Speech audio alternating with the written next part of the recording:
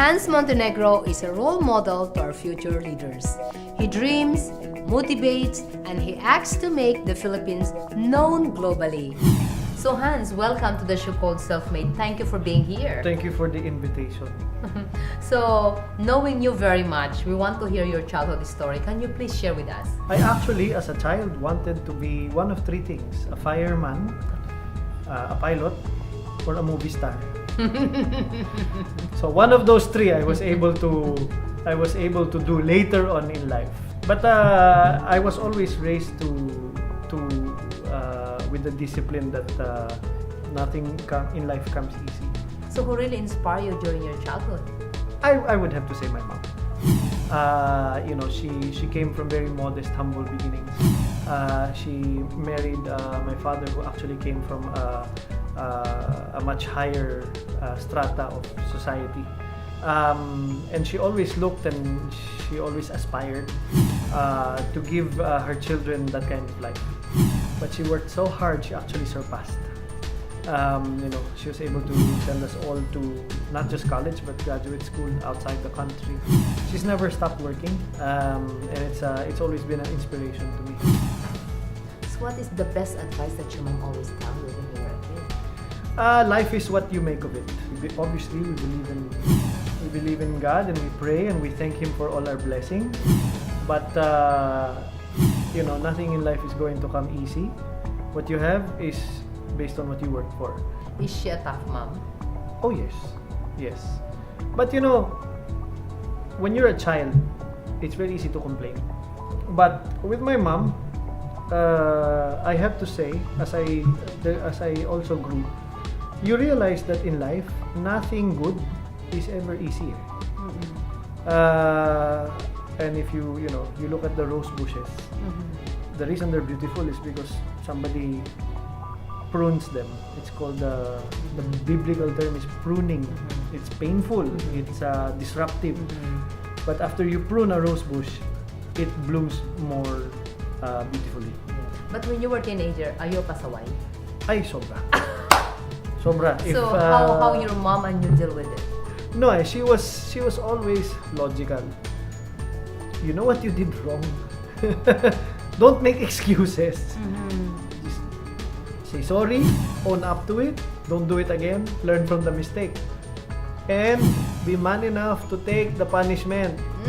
If you are man enough to do something stupid, be man enough to take the punishment. What's your biggest regret in your life? I think my biggest regret was that I didn't experiment more as a child. To a certain degree, I was so focused that I was not open to thinking, well, maybe I should also take some business courses. Maybe I should also take some finance courses. I regret not being a little more open-minded. That's, I think, the word. And obviously, I cannot turn back time. But now that I have the opportunity to give my children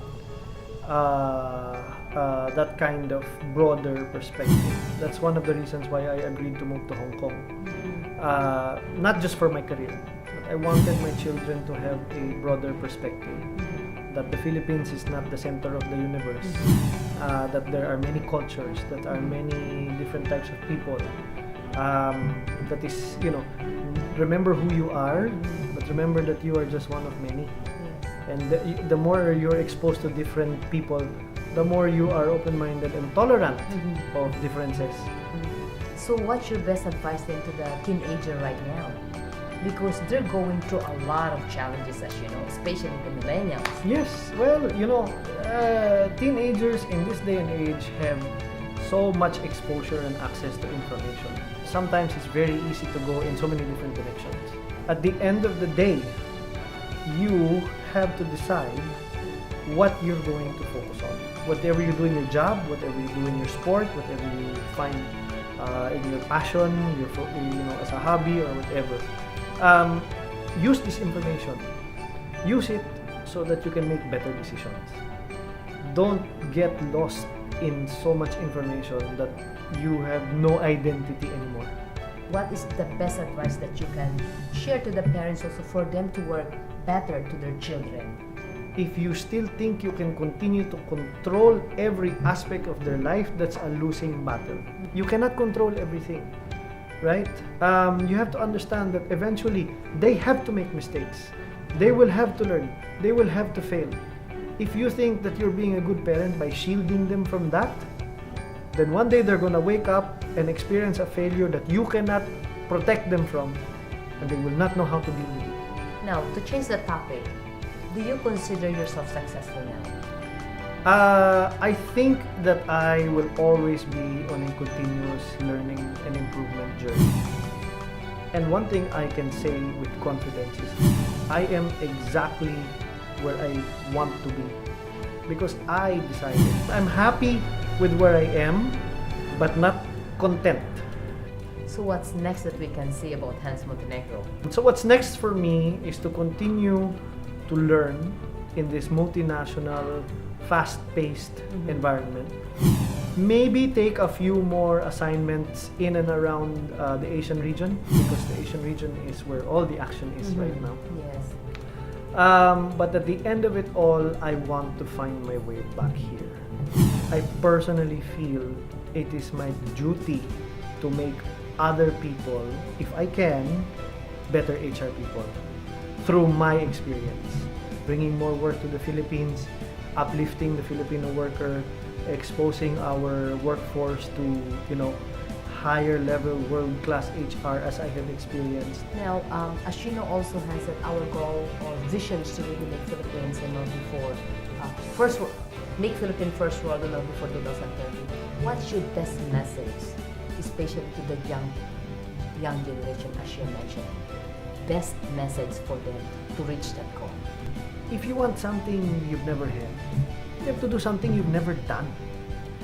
And I keep telling my younger workers that, come on guys, you want to aspire for this. How are you pushing yourself? Or are you waiting for it to fall in your lap? Konting dasal, konting swerte, but predominantly, kayod. Alright, thank you very much, Hans. I'm so Thank inspired. you. Every success has its struggles. Every dream has its trials and tests. Listen to their stories, because if they did it, you can also be called self-made.